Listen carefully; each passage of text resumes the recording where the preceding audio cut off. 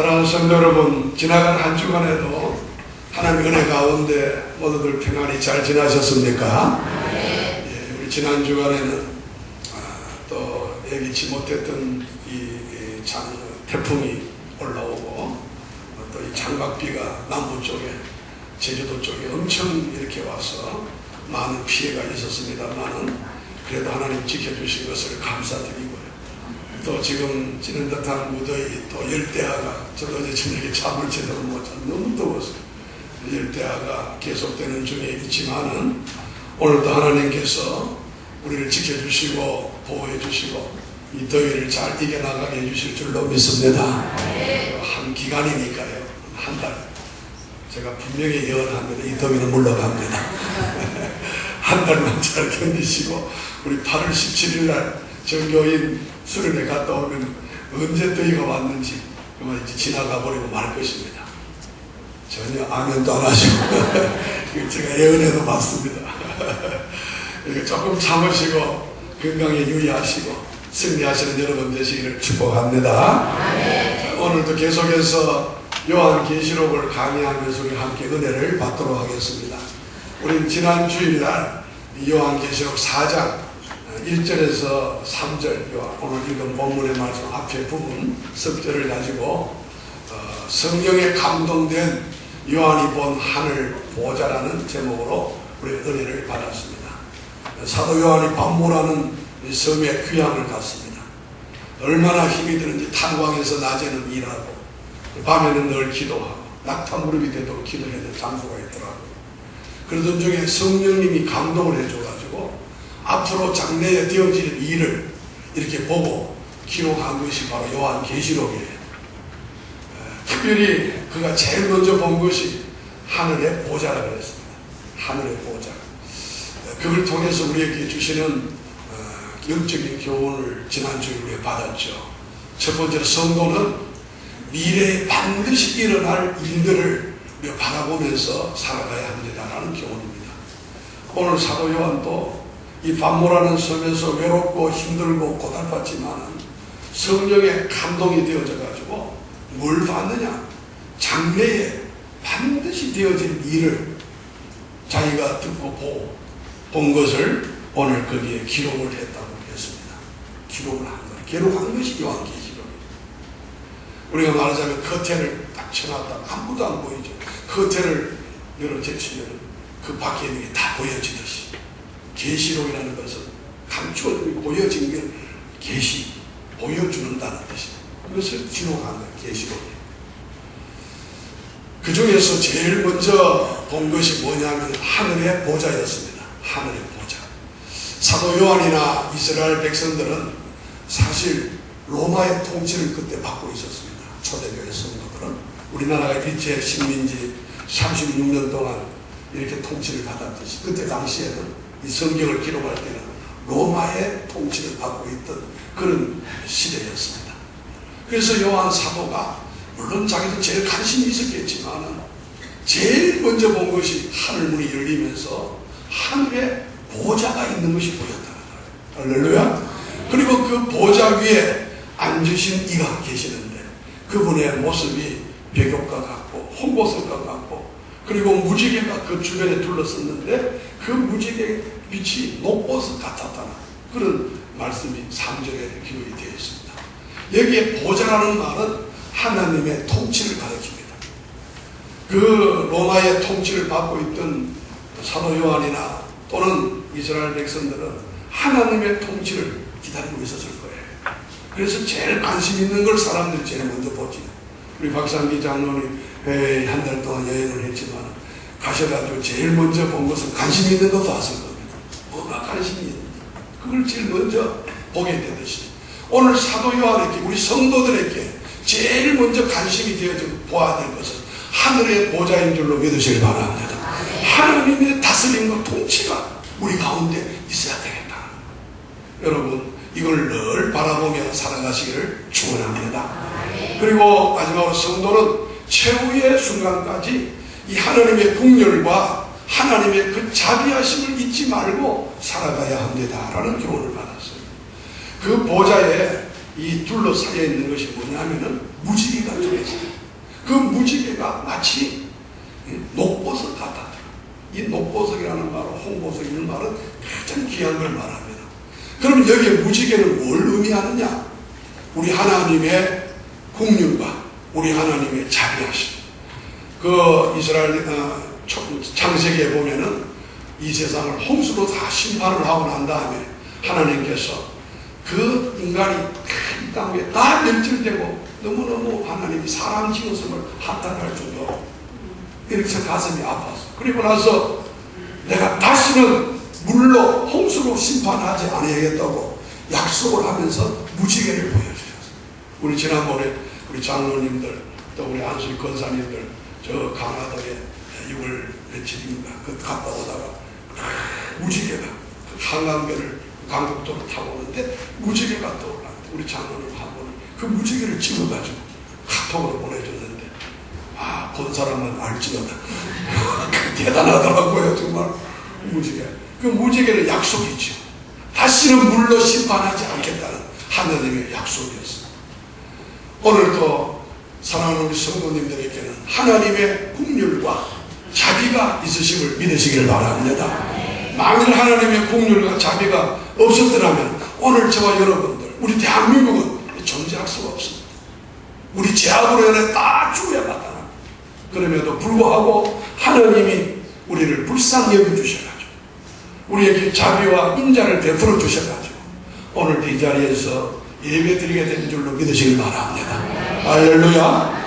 자, 오늘은 이제 그 뒤를 이어서 사도 요한이 계속해서 그 하늘 보좌에 앉으신 이의 모습과 그리고 그 주변에 있는 광경을 오늘 보게 됩니다. 그걸 오늘 기록을 해놨습니다. 그래서 오늘 제목은 보좌에 앉으신 이의 모습과 그 주변의 광경을 통하여서 우리에게 주시는 영적인 교훈을 받고 함께 은혜 나누는 시간 되기를 원합니다. 첫 번째로 우리에게 주시는 교훈은 성도는 하늘의 보좌에 흰옷을 입고 금관을 쓰는 그 목표를 가지고 살아야 합니다 라는 교훈이에요. 흰옷을 입고 금관을 머리에 쓰고 살아가야 되겠다는 그런 다짐을 하면 좋겠다는 겁니다. 왜 그러냐 하면 오늘 본문 4절의 말씀을 보시면은 사도 요한이 그 보좌에 둘러 24보좌가 그 보좌 주변에 24개의 보좌가 있는데 그 보좌에 누가 앉아있느냐? 24장로들이 앉아있느냐? 24장로들이 전부 다 한결같이 흰옷을 입고 머리에 금관을 쓰고 앉았더라. 여러분 제 말이 아니니까 성경에 기록된 말씀을 제가 믿으시기를 바랍니다. 요한 사도가 본 그대로 기록을 한 거예요. 자, 우리 한번 4절을 같이 한번 읽어보겠습니다. 4절 시작. 또 보좌에 둘려 24보좌들이 있고 그 보좌들 위에 24장로들이 흰옷을 입고 머리에 금관을 쓰고 앉았더라. 아멘. 사랑하는 여러분, 여기에 24장로들은 누구일까요? 그 24보좌에 앉아있는 장로들, 이것은 모든 학자들이 하나님의 백성 전체를 대표하는 사람들이라. 이게 다시 말하면 하나님의 백성, 예수 그리스도를 믿는 하나님의 백성 전체를 가리키는 것입니다. 그렇다면 오늘 우리 모든 성도들을 말하는 거예요. 여러분 진짜 진실한 성도들이 되셔가지고 24장로들처럼 여러분들도 장차 장래에 우리 예수님이 앉으신 그 보좌 주변에 흰옷을 입고 금관을 쓰고 여러분 앉을 수 있는 여러분이 되시기를 축복합니다. 할렐루야. 저는 대학교 들어가기 전에 여러분 말씀 고등학교 졸업하고 입학식을 앞두고 3월 5일날 입학식인데 1970년도에 제가 78번입니다. 2월달 28, 26일인가 27일날 그때 부흥회를 하는데 예수님을 영접하고 제가 중생하고 거듭나고 이제 하나님의 자녀, 하나님의 백성이 된 게 확실히 믿어졌어. 그리고 나서 제일 먼저 나에게 꿈과 소망이십니다. 그 어린 나이에 이제 19살, 20살 뭐가 생겼는데 하나님 나라에 나는 반드시 믿음으로 간다. 할렐루야. 하나님 나라에 갈 것이 믿어지는 거예요. 그리고 그 나라에서 하나님이 주시는 면류관, 하나님이 주시는 상급을 나는 받을 것이다. 내가 4년 동안 대학 다니면서 이제 그 믿음으로 촥 해가지고 우리 중고등부도 가르치고 찬양대도 하고 또 집사도 하고 했을 때에 우리 같이 있던, 지금 뭐 돌아가셨습니다만 그 집사님, 그때는 집사님 성순영 집사님이라 이름도 아니죠. 우리 김 선생님은 참 하늘나라 젊은 청년이 하늘나라의 소망을 저래 가져 사느냐, 비꼬는 건지 뭔지를 몰라. 그때 충만했어. 하늘나라의 소망, 이게 정말로 젊은 사람들이 그런 비전을 가지기 힘듭니다. 오늘 여기 계시는 여러분들이 사람은 한 번 죽게 되어 있어요. 그러나 그 이후에는 반드시 천국이냐 지옥이냐 반드시 갈라지게 되어지고, 상급이냐 머리냐 형벌이냐 갈라지게 되어집니다. 아무쪼록 여러분 다 하나님 나라에서 흰옷을 입고 금면류관 설 수 있는 성도님들 되기를 축복합니다. 그럼 여기 흰옷은 무엇일까요? 흰옷. 저 동대문 시장에 가서 우리가 흰옷 사각 입어야 될 겁니까? 그 옷 입고는 천국 못 가요. 그 옷을 말하는 게 아닙니다. 여기에 흰옷은 여기에 뜨는 것처럼 예수 그리스도의 보혈, 이 예수님이 십자가에서 흘리신 예수님의 피, 이걸 보혈이라, 보배로운 피라. 그 보혈로 모든 죄를 씻음 받고, 깨끗한 죄를 깨끗하게 씻음을 받고 깨끗하게 되어져서 거룩하게 된 사람들을 흰옷 입은 사람이라 이렇게 말합니다. 오늘 여기 계시는 여러분들이 제일 우리 인생의 문제가 죄 아니겠습니까? 죄 없는 사람이 없습니다. 죄 가지고는 천국 갈 수가 없습니다. 죄 문제가 해결되시기를 축복해요. 그러려면 예수님의 십자가의 보혈로 죄 씻음을 받게 되는 거예요. 학습문답, 세례문답 할 때 반드시 장로님께 물어볼 거예요. 우리 죄를 무엇으로 씻음 받습니까? 그런데 저 시골의 할머니들, 권사님들 그렇게 가르쳐 줬는데도 빨래 비누가 씻어야 돼요. 양재물로 씻어야 돼요. 양재물로. 절대로 강력 세제로 씻어서 되는 게 아닙니다. 예수의 보혈로, 예수의 피로 우리의 죄는 씻음받게 될 줄로 믿습니다. 할렐루야. 저와 여러분의 원죄는 태어나면서 우리 죄인이에요. 그리고 우리가 지금 살고 있는 것도 죄 가운데서, 죄 없는 사람 아무도. 제가 오늘 이렇게 거룩한 척하고 이렇게 쓰겠지만 저도 죄인입니다. 여러분도 죄인입니다. 죄의 삭은 사망입니다. 죄 가지고는 천국 갈 수가 없습니다. 그러기 위해서 우리는 죄를 씻음받고 하나님의 거룩한 백성이 되어져서 흰옷 입은 성도가 되어져 천국 갈 수 있는 여러분이 되기를 바랍니다요. 그럼 여기에 금면류관은 또 무엇이냐? 금면류관은 24 장로들이 썼던 그 금면류관에 대해서는 오늘 학자들이 대개 다 예수 그리스도의 보혈로 죄 씻음을 받은 사람들이 신앙의 이 경주, 오늘 여러분과 제가 경주하고 있는 건 똑같아요. 이 경주에서 마지막까지 승리한 사람들에게 쓰여주시는 면류관을 금관이라 이렇게 말합니다. 오늘 여러분들이 다 죄 씻음 받고 구원받고 난 다음에 여러분의 신앙의 경주에 마지막까지 올인하고 마지막까지 승리하시는 여러분 되기를 바랍니다. 반드시 우리 주님이 금면류관을 씌워주실 줄로 믿습니다.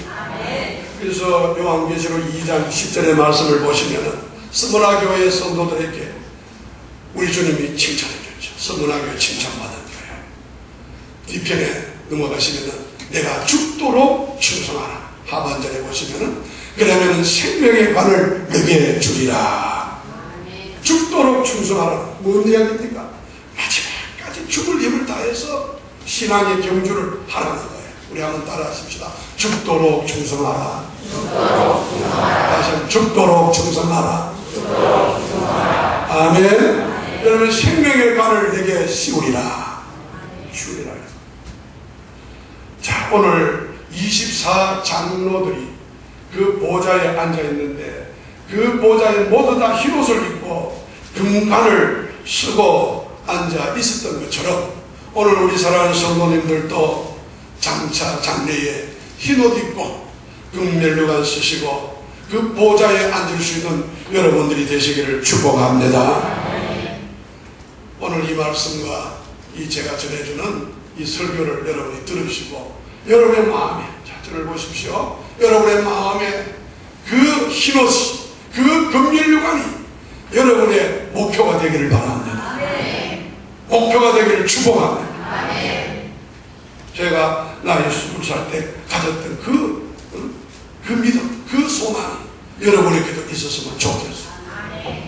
땅 위에 우리가 살다가 죽는 것이 끝이 아닙니다. 반드시 우리에게는 천국이냐 지옥이냐 두 가지가 있고, 멸류관을 쓰느냐, 우리 부흥사님들이 충성하지 않고 늘 뺀들뺀들 신앙생활에서 깃털모자도 못 쓴다. 여러분, 이왕이면 성경에 나온 7가지 멸류관 중에 하나도 쓸 수 있는 여러분이 되시기를 주 여러분 받들어 축원합니다. 두 번째로 우리에게 주시는 교훈은, 성도는 이 보좌로부터, 그 앉아있는 이 하늘의 보좌로부터 시작되는 하나님의 심판과 그리고 성령의 역사를 믿고 살아야 합니다는 교훈이에요. 하나님의 심판은 그 보좌로부터 시작이 되는 거예요. 반드시 심판이 있다는 거죠. 그리고 성령의 역사가 그 보좌 주변에 충만했다는 것을 오늘 기록을 해놨어요. 오늘 본문 5절의 말씀을 보시면은 보좌로부터 번개와 음성과 우레 소리가 나고 보좌 앞에 큰 등불 7이 있으니 이는 하나님의 7영이라. 아멘. 자, 여러분, 여기서 요한계시록이 좀 어려워요. 아멘. 잘 집중해서 들어야 돼요. 번개와 음성과 우레 소리, 이것이 그 보좌 앞에 있었다는 거예요. 번개 그리고 음성, 그 번개 소리죠. 우레 소리. 이거는 뭘 의미하는 것일까? 보통 다 학자들은 앞으로 장래에 임하실 하나님의 심판을 상징하는 것이다, 이렇게 말합니다. 왜냐하면 성경에 이 말씀이요 많이 기록이 돼요. 번개, 우레소리, 이건 다 하나님의 심판을 의미하는데 요한계시록에만 벌써 4번이나 기록이 되어 있어요. 그 기록된 것을 앞뒤 문맥을 보면 하나님의 심판을 선포할 때 다 번개 가운데서, 큰 물의 가운데서 하나님의 심판이 임한다, 그렇게 말씀을 해놨어요. 요한계시록 4장 오늘 5절의 말씀, 8장 5절의 말씀, 11장 19절의 말씀, 16장 18절의 말씀, 이것은 정말에 임할 심판이 하나님으로부터 시작이 된다는 사실을 확실히 일깨워주기 위한 말씀이라고 볼 수가 있습니다. 사랑하는 여러분, 자, 보십시오. 심판의 주체는 하나님이신 줄로 믿으시기 바랍니다. 사람이 심판하는 것이 아니에요. 하나님이 심판하십니다. 그리고 그 심판은 하나님의 보좌에 앉으신 하나님으로부터 시작이 된다는 것을 우리가 깨닫는 사람이 되어질 때에 오늘 저와 여러분의 모든 삶의 방향은 상당히 달라질 수가 있습니다. 반드시 하나님께서 나를 심판하실 날이 있다는 것을 믿으시는 분과 그것을 믿지 않는 사람의 삶은, 그 삶의 양상이 달라지지. 여러분, 무슨 일을 하더라도 하나님의 심판을 믿고 사는 여러분 되기를 바랍니다.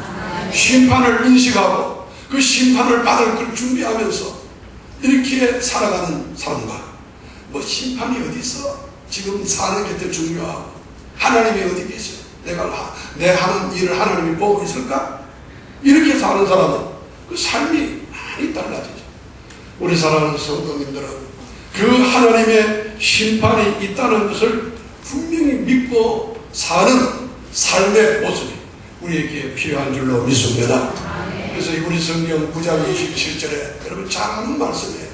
한 번 죽는 것은 사람에게 정한 것이요 그 후에는 심판이 있으리니. 이건 제 말이 아니라 성경이에요. 우리 한번 같이 다시 읽고, 이건 다 암송하는 말씀이에요. 같이 한번 시작. 한 번 죽는 것은 사람에게 정한 것이요 그 후에는 심판이 있으리니. 할렐루야. 그 다음에 그 보좌 앞에 번개 소리, 음성과 우레 소리가 있을 뿐만 아니라 등불이 7개가 켜 있는데 그 등불은 성경이 뭐라고요? 하나님의 일곱 영이라 이렇게 표현해요. 여기에 일곱이라는 말은 완전수를 의미합니다. 완전.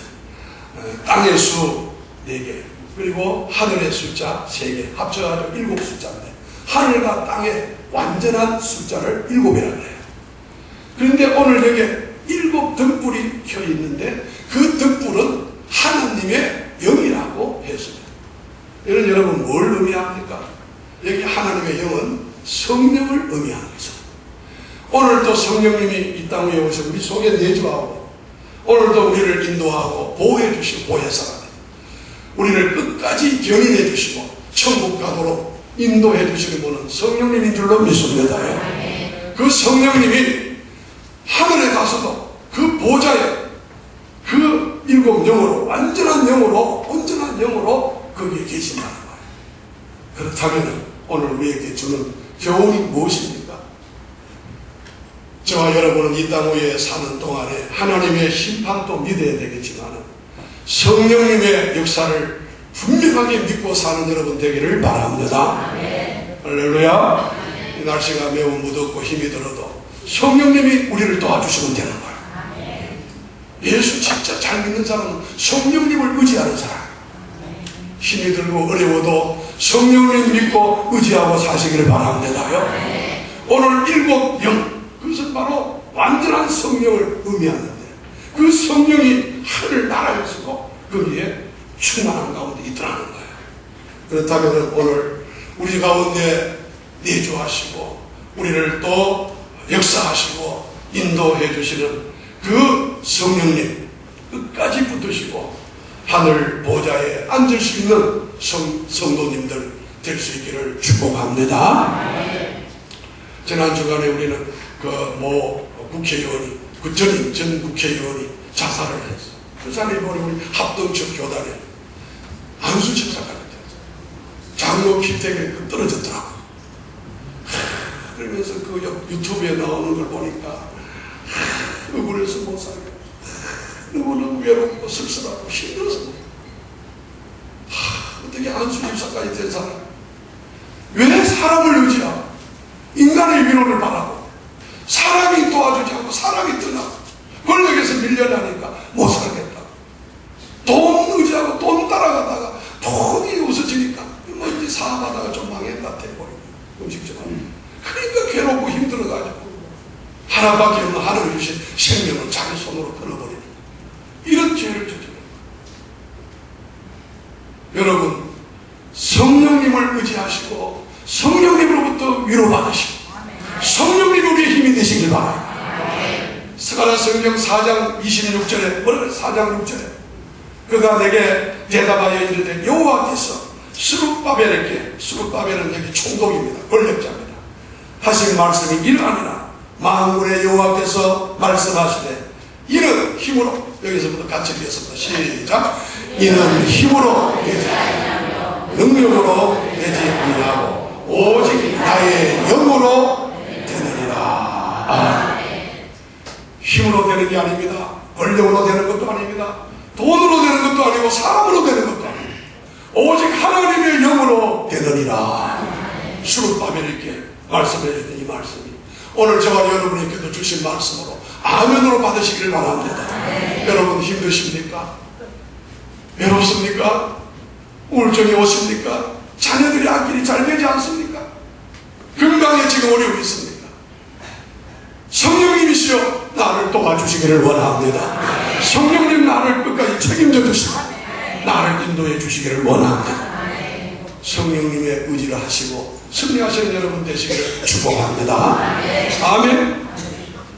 마지막으로 성도는 하나님의 초월성과 그리고 영광과 그 하나님의 위엄을 인정하면서 살아가는 사람이 되어야 됩니다. 오늘 24장로들이 그 하늘 보좌에 앉아 있는데 그 보좌 앞에 수정과 같은 큰 길이 바다 같은 수정과 같은 유리 바다가 그 앞에 있었다. 그리고 내 생물이 그 주변에 있었다고 성경은 기록을 하고 있습니다. 여러분 여기서 수정과 같은 유리바다. 이 말씀이 중요해요. 무엇을 의미하는 겁니까? 수정과 같은 유리바다. 오늘 이 말씀은 어떤 것인지는 우리가 분명하게 그 뜻을 알 수는 없어요. 여러분 수정을 아세요? 수정. 보석 중에 하나인 것 같아요. 그 수정이 유리바다 같다. 그 보좌 앞에 깔려있는데, 그래 학자들은 이 정도로만 해석을 해놨어. 보니까 수정으로 포장되어 있는 더 넓은 공간이에요. 수정으로 우리 아스팔트로 포장하듯이 포장이 되어져 있는 그 유리바다 같은 더 넓은 공간을 의미한다고 해요. 그럼 이것을 영적으로 해석을 하면 우리에게 주는 의미가 뭐냐? 하늘에 있는 보좌가 있는 곳은 인간의 글이나 말로 다 표현할 수 없는 초월성과 그 영광과 이음이 있는 곳임을 묘사해 주고 있다. 할렐루야. 여러분 이 요한계시록에 기록되어져 있는 하나님 나라 그 보좌 앞에 있는 거요, 뭐 수정과 같다, 녹보석과 같다, 백옥과 같다, 또 계시록 22장에 가보면 하나님 나라에 12문이 있는데 그 12문에 들어가면 진주로 큰 보석으로, 이거는 인간이 표현할 수 있는 최고의 표현으로 기록을 했을 뿐이지, 하나님 나라는 그것보다가 1000배 만배 더 좋은 곳인 줄로 저는 믿습니다. 인간의 글로 인간의 말로 표현했을 뿐이지, 오늘 여기 수정과 같은 유리바다도 바로 그런 것입니다. 우리가 어떤 것인지 정확하게 알 수가 없어요. 또 말해서도 안 되겠고요. 다만 우리가 알 수 있는 것은 우리 하나님의 그 영광과 하나님의 그 위엄하심과 하나님의 그 초월성을 묘사할 것이다. 이렇게 믿으면 될 줄로 믿습니다. 혹시라도 어떤 사람들은 뭐 하나님의 그 높고 위대하신 그 위엄, 그건 뭐 우리가 하고 무슨 상관이냐, 하나님 우리는 똑같이, 하나님을 무시하고 하나님을 멸시하는 그런 말을 가끔가다 할 때가 있어요. 예수 안 믿는 사람들 중에도 그러고, 그런 사람은 하나님의 신성을 모독하는 죄에 범하는 거예요. 그래서 사도 요한은 이런 참남한 죄를 짓지 않기 위해서 하나님의 그 보좌와 그 주변의 광경을 모색하면서 그가 할 수 있는 최고의 말로 오늘에게 표현을 했을 뿐입니다. 이걸 우리가 영적으로 해석하자면 하나님의 그 높고 위대하심, 하나님의 그 초월성과 그 영광과 그 위엄이 엄청나다는 것, 여러분 마음에 믿어주시기를 바랍니다요. 그 높고 찬란한 그 영광의 나라, 하나님 나라, 여러분의 마음에 사모할 수 있기를 바랍니다. 그래서 욥기 성경 11장 7절에 보면 소발이라는 사람이 욥에게 내가 하나님의 오묘함을 어찌 청량하며 전능자를 어찌 능히 완전히 알겠느냐. 우리는 완전하게 알 수가 없어요. 로마서 11장 33절에도 깊도다 하나님의 지혜와 지식에 풍성하며 그의 판단은 헤아리지 못할 것이며 그의 길은 찾지 못하실 것이라. 여러분 하나님의 이 높고 위대하신 그 초월성, 그 영광, 그 위엄 앞에 우리가 할 수 있는 일이 있다면 여러분 이렇게 저렇게 논하고 따지지 마시고 겸손하게 엎드릴 수 있는 저와 여러분 되기를 원합니다. 할렐루야. 우리는 청량할 길이 없습니다. 우리 인간의 말로 글로 다 묘사할 수가 없습니다. 수정과 같은 유리바다가 오늘 우리가 가야 될 갈 곳, 분명히 갈 곳이 천국인 줄로 믿습니다. 사랑하는 성도 여러분, 사실 요한계시록 해석하기가 이런 의미에서도 참으로 조심스럽고 어려운 성경입니다. 정말 우리가 많이 읽고 묵상하면서 깨닫게 해주시는 것만큼 깨달으시고 말씀하시는 것만큼 우리가 말할 수 있도록 이렇게 하는 겸손함이 있기를 원합니다. 아멘. 그래서 저도 이 요한계시록을 사실은 목사 처음 돼가지고 계시록을 한번 해석을 강의를 설교를 하려고 제가 삼성교회 있을 때 시도를 해봤는데 하다가 중단했어요. 다 못했어요. 그러던 교회를 옮겼고 내가 우리 동산교회 24년 이제 와가지고 이제 1년 반 정도 이제 앞두고 있는데 마지막까지 한번 해보자 해서 시작을 했는데 하면 할수록 더 어렵고 힘듭니다.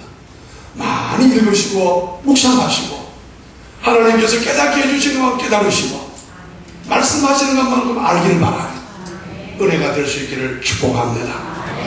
말씀을 읽겠습니다. 오늘 보좌에 앉으신 이의 모습과 그 주변의 광경에 대해서 제가 설명을 했습니다. 성도는 하늘의 보좌에 흰옷을 입고 금면류관, 금관을 쓰고자 하는 이 목표가 우리들에게도 있어야 되겠다. 오늘 말씀. 그리고 성도는 보좌로부터 시작이 되어지는 하나님의 심판을 믿어야 되겠고 성령의 놀라운 역사를 오늘도 저와 여러분이 인정하고 믿고 의지할 수 있기를 원합니다. 그리고 성도는 하나님의 그 초월성과 하나님의 영광과 위엄 앞에서 이룩풍처럼 분간하지 말고 오로지 우리가 믿음으로 인정하고 받아들이고 그 높고 위대하신 그 하나님을 찬양하며 그 하나님 나라를 바라보면서 오늘도 살아가시는 여러분이 다 되시기를 주님 받들어 축원합니다. 고마우신 우리 하나님, 이 무덥고 뜨거운 여름 날씨지만 우리가 하늘나라에 이 소망을 가지게 해주시고 그 나라를 사모하며 요한계시록을 오늘도 강의하고 듣게 해주심을 감사합니다.